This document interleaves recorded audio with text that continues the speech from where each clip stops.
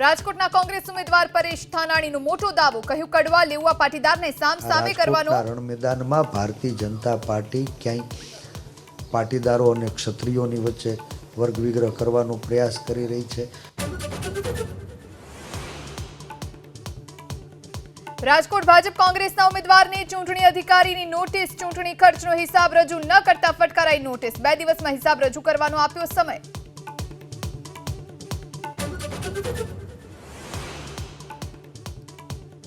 રાજ્યની રાજનીતિમાં હવે નાલાયક શબ્દની એન્ટ્રી. રૂપાલાની ઉમેદવારીને લઈ ધાનાણીએ ઉચ્ચાર્યો નાલાયક શબ્દ. રાજકોટથી ભાજપને લાયક ઉમેદવાર ન મળ્યાનો દાવો. ભારતીય જનતા પાર્ટીના પાયાના કાર્યકર્તાઓને કદાચ નાલાયક સમજ્યા હશે. પ્રચારમાં જતા આણંદ લોકસભાના ઉમેદવાર અને ખંભાત વિધાનસભાના ઉમેદવારનો ક્ષત્રિય યુવાનોએ કર્યો વિરોધ. સાંસદ મિતેશ પટેલે ક્ષત્રિયોના વિરોધ પ્રદર્શનને ગણાવ્યું કોંગ્રેસ પ્રેરિત. સંકલન સમિતિ પણ કોંગ્રેસ પ્રેરિત છે, આપણે સૌને ખબર જ છે. એટલે આ કોંગ્રેસના કાર્યકર્તાઓ કરી રહ્યા છે, ક્ષત્રિય આગેવાનો કોઈ કરી રહ્યા નથી.